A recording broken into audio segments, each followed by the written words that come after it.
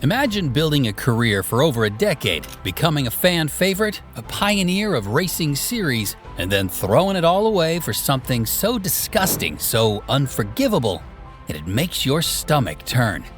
This isn't about a bad crash or a dirty move on the track. This is about Rick Crawford, and what he did will make you sick. Rick Crawford was born in Mobile, Alabama, and honestly, his story started out pretty normal. The guy had talent, no question about it. He raced short tracks across the Southeast, winning championships left and right. In 1989, he won the Snowball Derby, which is a huge deal in short track racing. If you don't know, the Snowball Derby has been won by guys like Kyle Busch, Chase Elliott, and Darrell Waltrip. So yeah, Crawford was in good company. He was making a name for himself, and by the early 90s, people were starting to pay attention. A team called Circle Bar Racing saw something in him.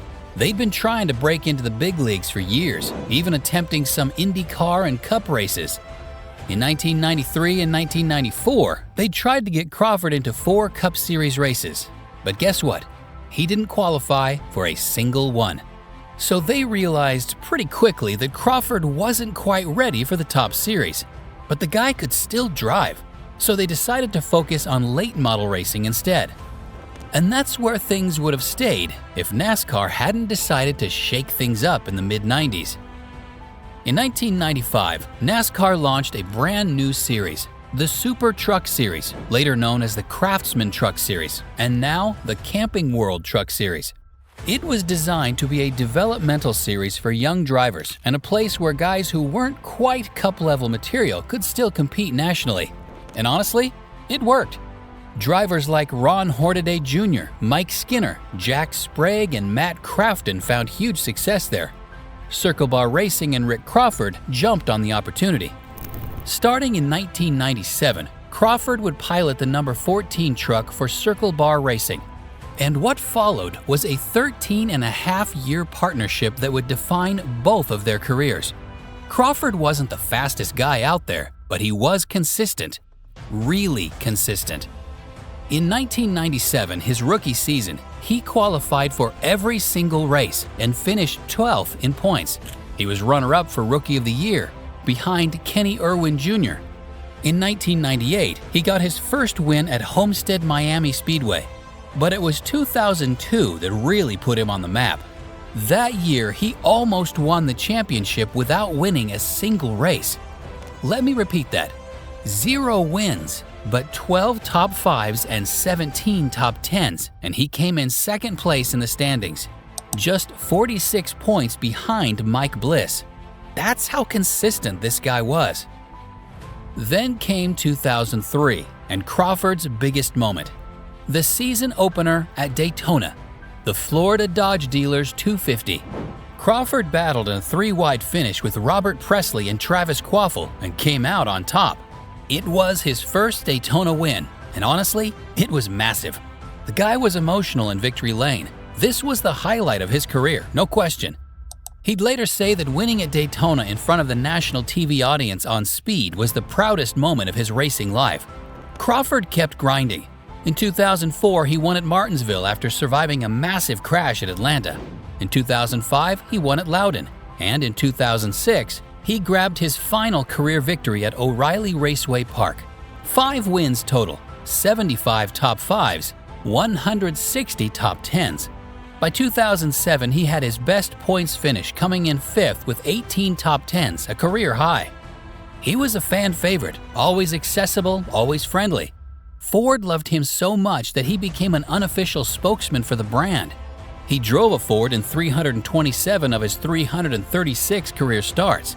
The guy bled Ford blue, and fans respected that loyalty. He even helped design the 2004 F-150 and was part of the 2009 truck launch in Detroit alongside Toby Keith. Crawford was living the dream. But nothing lasts forever. By 2009, sponsorships started drying up. Circle Bar Motel and RV Park, his longtime sponsor, had to cut back. After just 4 races in 2010, the partnership that had lasted over a decade ended. Crawford bounced around to different teams after that: Ray Hackett Racing, Tagsby Racing, Mike Harmon Racing. He even tried to make his nationwide series debut in 2011, but the magic was gone. His last race was in 2012 at Talladega, driving a Toyota for BRG Motorsports. He tried to qualify for the 2013 Daytona race with Make Sports but failed, and just like that, his racing career was over. Crawford had become the promoter and manager of Mobile International Speedway, his home track. He stayed involved in racing, working with young drivers, making appearances, even doing regular spots on Sirius XM NASCAR radio.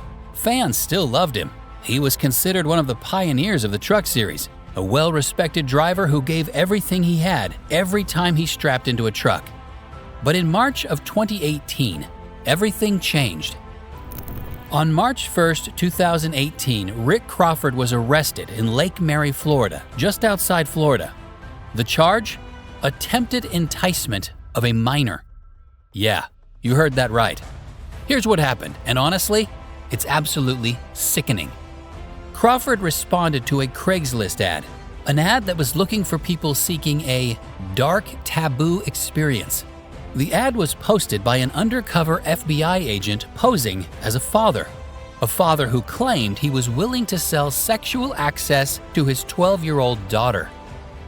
The daughter didn't exist. This was a sting operation. But Crawford didn't know that. He exchanged emails and text messages with this father for 2 weeks. And in those messages, he made it crystal clear what he wanted to do. He asked how much it would cost. They settled on $50 to $75. You heard that correctly. $50 to $75. Crawford told the agent, love for her to be naked and ready. He requested photos of the girl. He even said the father could watch. On February 28, 2018, Crawford drove to a Wendy's parking lot in Lake Mary. He thought he was meeting the father and the 12-year-old girl. Instead, he was met by federal agents. When they arrested him, he had $80 in his pocket and a condom. And when they searched his truck, they found massage oil, an emergency contraceptive pill, a sexual performance enhancement pill, adult pornography, a DVD player, more condoms, and a phallic device.